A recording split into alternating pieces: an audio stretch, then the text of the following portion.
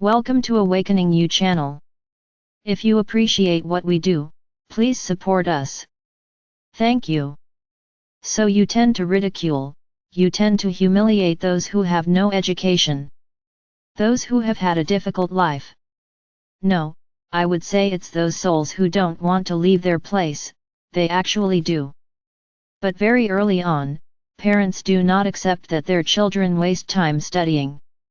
Children have to work to support the house. So those miss a good opportunity to grow in knowledge, not in wisdom. Knowledge is one thing, wisdom is another. Having knowledge and not knowing how to use that knowledge is not having wisdom.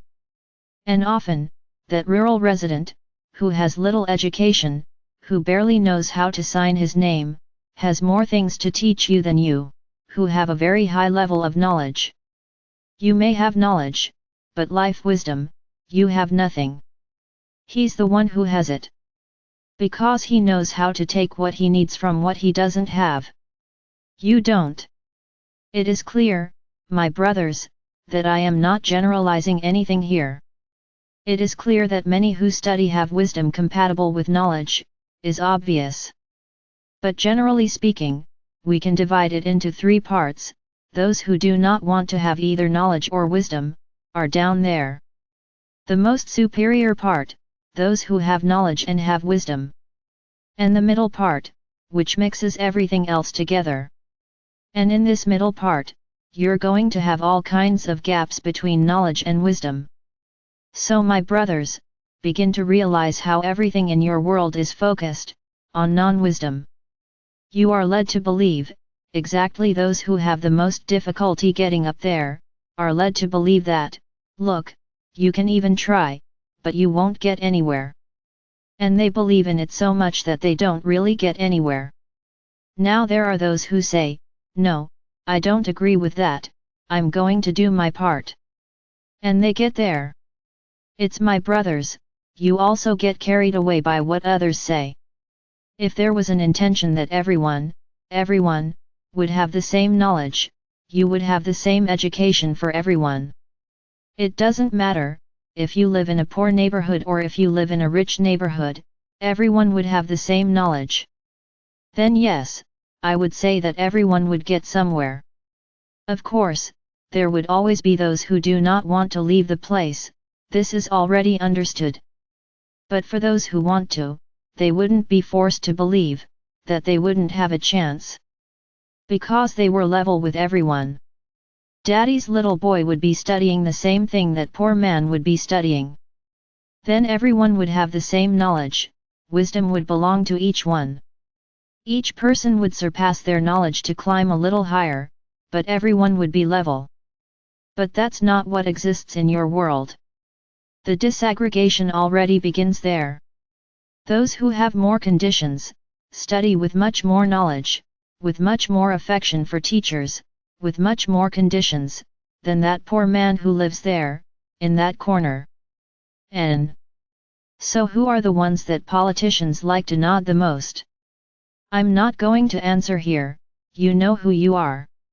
So they can go there and promise a lot of things, including saying, look, from now on, in my government, you will have schools exactly like the other schools there. And then everyone.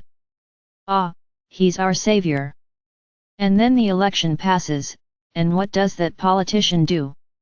Anything. It's already been elected, it's over.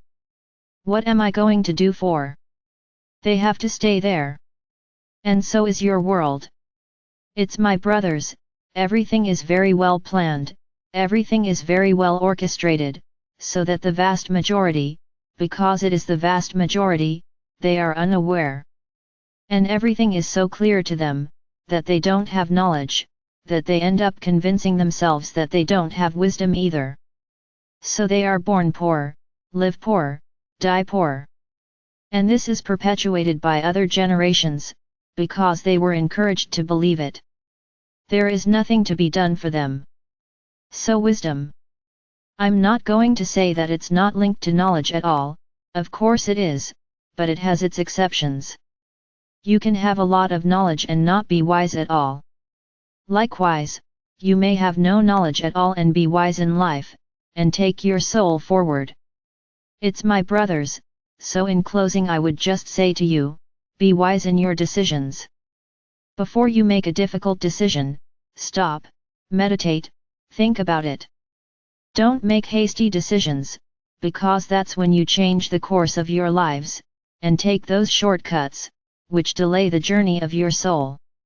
So when someone says, "What is your decision?" I'll tell you tomorrow. And during that time ask yourself, ask your heart, ask your higher self, what is best for my soul, for my journey?